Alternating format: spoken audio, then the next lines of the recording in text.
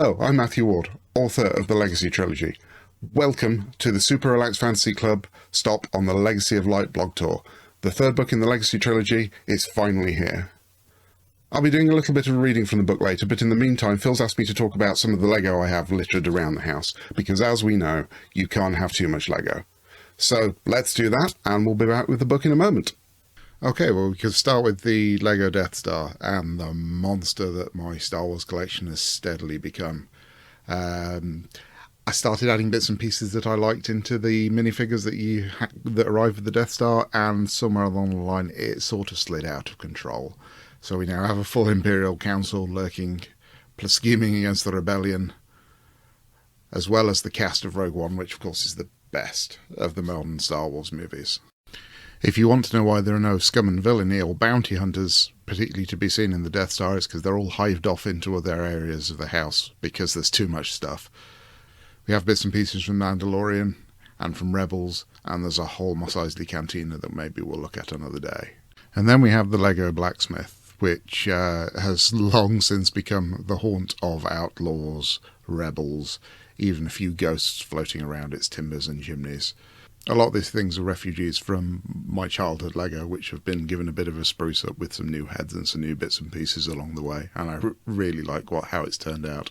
Moving away from off-the-shelf kits, we have Cold Harbour Square Station, which is a recreation of one of my fantasy settings, for which a couple of novellas are available through Amazon. All of the characters that I've written about are represented here, as well as quite a few others. I was quite disciplined to start with. Along the way, that discipline's completely been abandoned and the station's getting very full.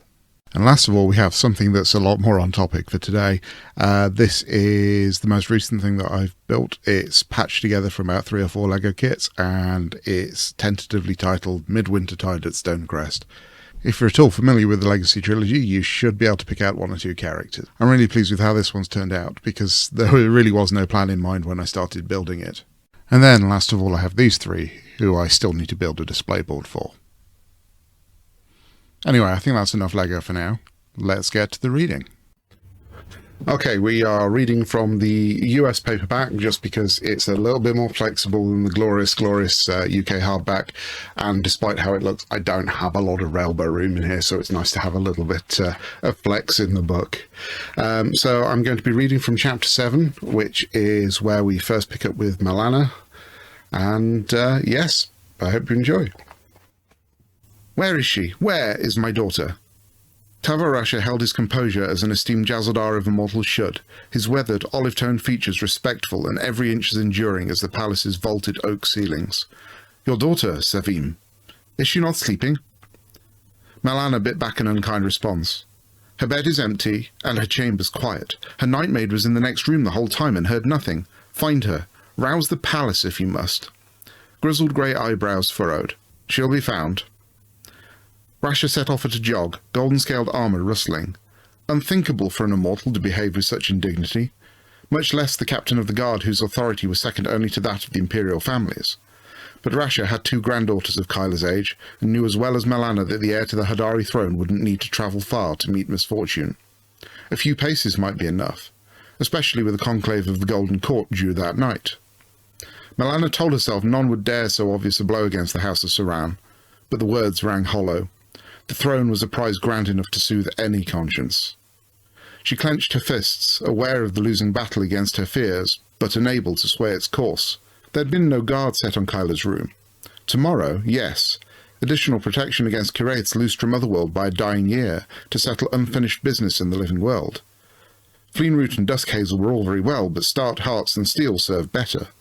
But such precautions shouldn't have been necessary at other times. Not in the Imperial Palace, which lay behind thick walls in a garrison of immortals. 1,000 fates yammered for attention, each bleaker than the last. Where was the courage of the battlefield now? She thought herself tempered. Had she not walked divine realms and bartered with gods? But such deeds had been poor preparation for motherhood's fears. Those for a lost child straying from safety. Not for the first time, Malana understood a little of how her father had felt each time she'd picked up a sword. Though he'd gone to Ashana's Cay years ago, she felt closer to him than ever, and wished she could tell him so. That she could tell him anything.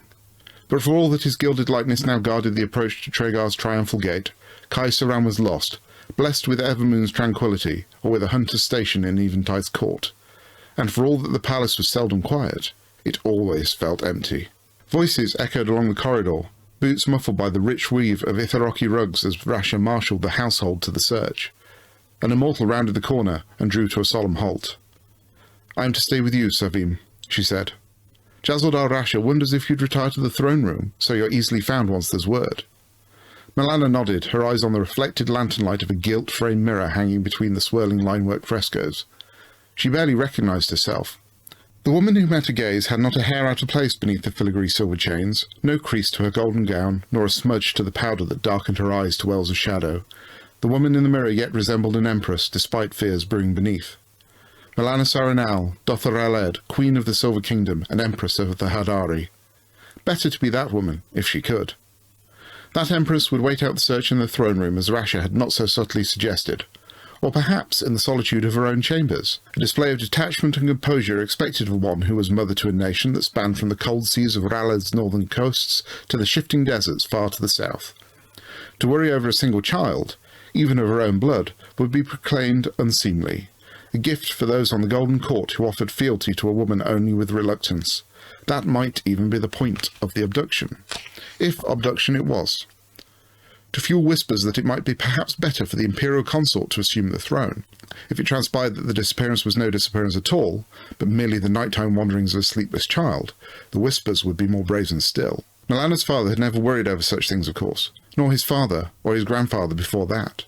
Her earliest memories were of her sire breaking off from the business of state to comfort her tears, or scold girlhood's transgressions.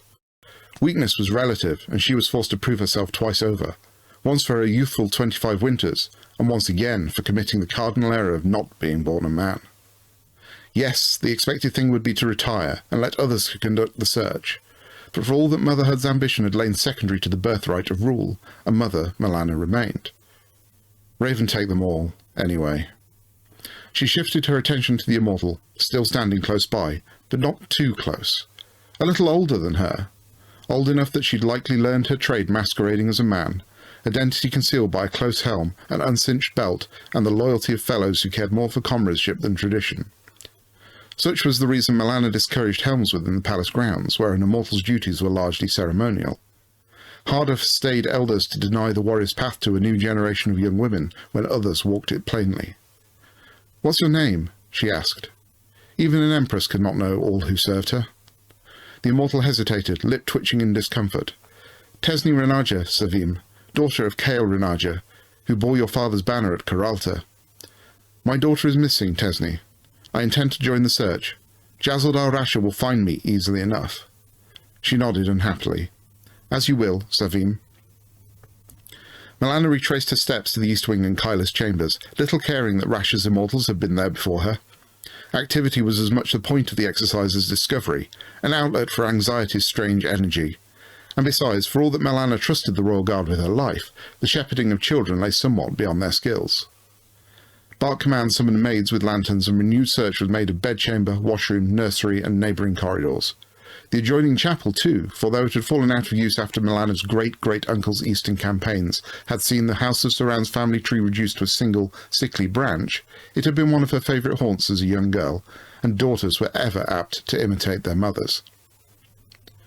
When the chapel's moonshadows garnered nothing, Milana returned to the bedchamber and had Tesni haul the wardrobe away from the wall. A few moments' brutal industry with prybar and the door concealed within the oak panelling sprung open. But if Kyla had somehow found a way into the network of passageways woven through the palace walls, or had been forced to do so, it had been accomplished without disturbing the dust of decades. Milana left others to recite the wardrobe, pulled aside the terrace drape and stared out into a night lit by stuttering blue-white ghost fires. Lanterns and the gleam of gold in the sculpted snow-wreathed gardens told of immortals carrying their search into the grounds. Clouds parted and the snow of the terrace shone, the icicles of the fence beyond became glittering teardrops wept by a distant moon. But it was another shape that caught Milana's attention, a huddled bundle resting atop the snows. A wool-stuffed doll, one of two presented to Kyla on her 5th birthday but weeks before, the golden cloth of its armour dull in the moonlight. One of two, though that had instantly been the favourite. After all, the other had worn a gown, and had not carried a sword. Milana fumbled at the door, mind and fingers numbly refusing to credit why the key wouldn't turn, nor the bolt unlatch. Only when she pushed at the door, a cry of frustration ripping free from the pit of her racing heart, did she realise the cause. The door had not been locked, merely pushed to. She barely felt the knight's embrace as she dropped to one knee and plucked the doll from the snow. Savim? Moonlight yielded to Tesni's shadow, the sickly glow of the oil lantern drowning silver with gold. You're not dressed for this, Majesty. Please, come back inside. Teeth chattering, Milana clasped the doll between shaking fingers and raised it for the other to see. Her hands shook so fiercely, though from cold or pent-up dread she could no longer say, that it seemed to jerk of its own accord. 3 weeks, and this has never left her side. It was with her when she kissed me good-night. The door was unlocked. She flung a hand towards the billowing drapes of the open door. She might have reached the key, but never the bolt. That made it abduction, or worse. No, she couldn't think like that. Wouldn't think it. Corpses granted no leverage, only retribution. Willing back hot tears, Milana gazed up at the moon, but found no more guidance there than she would have beneath her father's portrait. Anger helped. It came easily enough, welling from appraisal of the knight's failures, at her detractors who held themselves to be men of honour, but who now struck through a helpless child. Milana snatched the lantern from Tesni's hand. Golden light revealed what silver had not, the shallow indentations of a child's footprints in the packed snow. They led away from the palace and out into the darkness. She flinched as Tesni's hand fell on her shoulder. Go inside, Majesty, I beg you. I'll fetch Shahzad Rasha.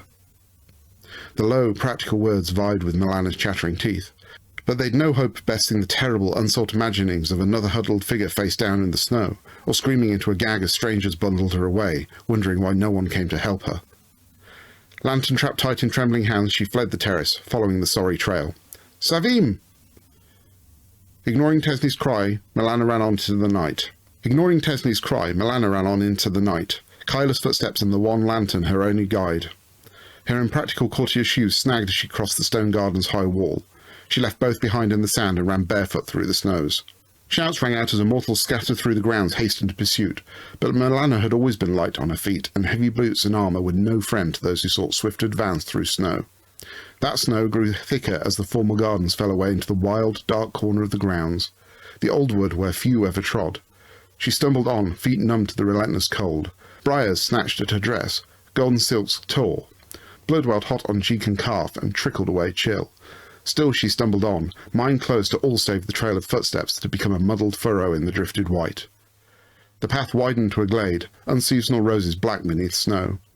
The gnarled oak with whom Milana has shared many childhood adventures reached its wizened branches towards the stars. The ivy about its venerable waist rustled whenever thin breeze cheated the younger trees. And there, between the oak's bulbous roots, her boots a poor match for her cotton nightrobes, and both of them thick with snow, Kyla Saranel stole back at her mother with a complete lack of concern. "Madder, have you come to play too?" A sob of relief catching in her throat, Milana gathered Kyla up and clutched her tight. There would be scolding to come, but not now. Let nothing intrude upon that one perfect moment of relief, her daughter's arms tight about her neck, and the illusion that she could ever protect her thus unbroken. "You've earned trouble this night, Asavim," she breathed, "but it will come with the morning." Tears restrained so long flowed freely even as she pressed Kyla's head to her own, the fears of kidnap and murder suddenly foolish. No intruder, no plot, no footprints in the snow beside Kyla's own. The door had been left unbolted through failing memory. The lapse couldn't be ignored, but it would wait. It would all wait. Now the cold made its presence known. Holding Kyla tight, Milana took her first faltering steps out of the glade. Beyond, the gardens were alive with lanterns and running feet. "Have you come to play too?" Milana froze at the memory of her daughter's words, the chill at the pit of her stomach little to do with merciless wintertide. "Esavim, why did you leave your room?" Kyla pulled back, her eyes earnest but confused. "The green-eyed king said we were to play a game, but when I reached the tree, he wasn't there." The chill in Milana's gut hardened to a lump of ice. She glanced at the oak, still and silent in the moonlight. Nothing about it was different, yet everything had changed. Tearing free her gaze, she stumbled out of the glade to meet the approaching immortals. The cold lingered in Milana's bones long after, despite the hall's roaring hearth and one of her father's old cloaks wrapped tight over the ruined dress. Even a generous glass of fiery tarakeet, the perfumed notes of violet and sage that same father had sworn a remedy for all ills of the soul, had done little to chase it out. Comfort had become fleeting commodity that night, its only bastion the knowledge that Kyla was again in bed, seemingly none the worse for her adventure. 4 immortals stood guard on the terrace. The green-eyed king. Milana told herself Kyla had lied to spare herself a scolding. She knew it wasn't so. She knocked back the last of the Tarakeet and set her back to the fire. First thing tomorrow you'll send a messenger to Mooncourt Temple. The Lanasara will take charge of my daughter's safety. Rash's cheek twitched. The palace is the domain of the royal guard, Savim. Your immortals will protect your family as we always have. It's tradition? He'd never have spoken thus in public. He understood loyalty. But in privacy of a chambers where few were permitted to tread? Tradition would have been Kyla's death tonight. Might I remind you, Majesty, that I argued the princess's chambers be guarded long ago. You overruled me. Milana set aside a flash of anger, one aimed at herself more than Rasha. I know, and tonight I paid 1,000 times for that hubris. I can afford no more risks. Then let your immortals bear them, Savim. We are glad to do so. She shook her head, wondering how much she should tell him. There are some perils steel cannot abate. I wish it were otherwise. He tilted his head, brows beetling. Is there something I should know, Savim? Yes. No. She set her back to him once more and stared into the flames. Easier to find the words that way. Kyla told me someone called to her. A green-eyed king within the trees. He chuckled. Is that all? Is that all? She rounded, fury at last warming what liquor and fire had failed to touch. I see nothing amusing in any of this. He held up a hand. I meant no offence. It's simply that you used to play that game as a child. I most certainly did not. Rasha clapped a hand to his chest. On my life, Savim. All the time before the raven took your mother. You go to that same corner of the grounds and return from the old wood garlanded with black roses, all breathy with tales of a green-eyed king who'd promised to make you his queen. I confess your mother found it no more amusing than you did just now. Uncertainty wormed its way into Milana's thoughts. I don't remember that. I mean, I recall playing among the trees. They were my fortress and the old oak my keep. I played 100 games of that sort, defending the helpless bramble fetches from Thracian pirates and Tressian knights, singing with them. But the green-eyed king... Yet the more she thought, the realer the idea became. Like the aftermath of a dream long forgotten, all tangled emotion and fleeting image. A hand about hers, her mother fussing over a cut from a rose's thorn. She died soon after that, broken beneath the hooves of a wayward horse. Long ago and yesterday, all at once. Rasha cleared his throat. Milana blinked and looked up from a hearth whose dancing flames had sunk to unquiet smoulder, and wondered how long she'd stared at them without seeing. Forgive me, Majesty, but if you've no recollection, why does it trouble you so? That she couldn't tell him. She'd done enough that night to make him believe her mad. A messenger to Mooncourt at dawn, Jazaldar. That is all. She knew his expression even without seeing it, the frown of obedience fighting the slight levied against ability and honour, but unwelcome commands were an empress's privilege. Yes, Majesty. The door creaked. Footsteps tracked away. Others drew closer, the unmistakable telltale stutter of a man limping on a bindwork leg in place of the one with which he'd been born. Then hinges creaked, the warm currents of the hearth drawn into draught. Hands closed about Milana's upper arms.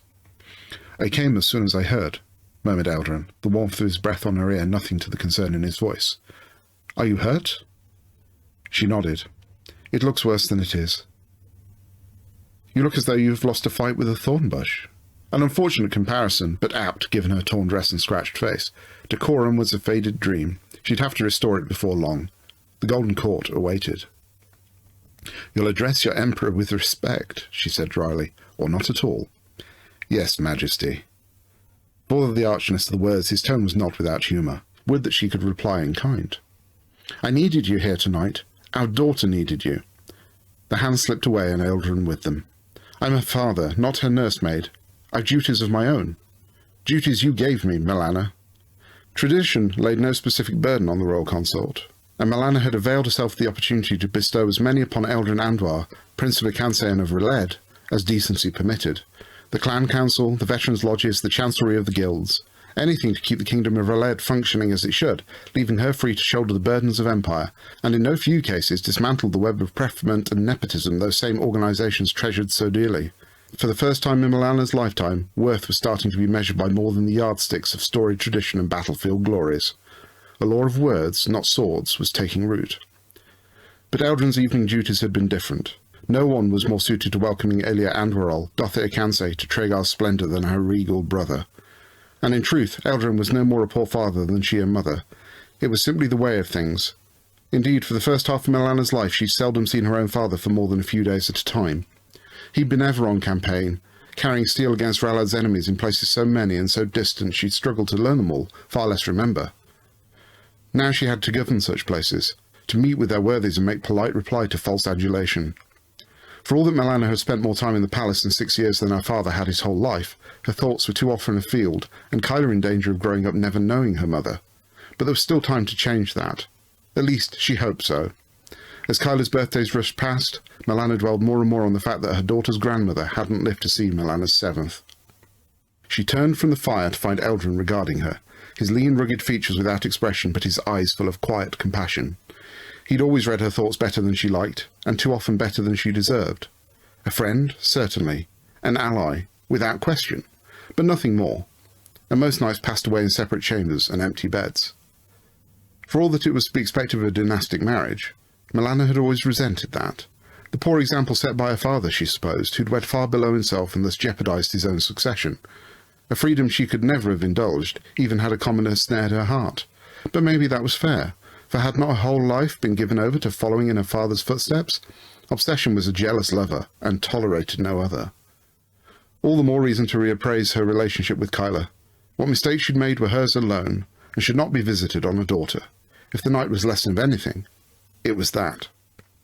Your sister is well? Eldrin's mouth twitched, acknowledging the change of topic.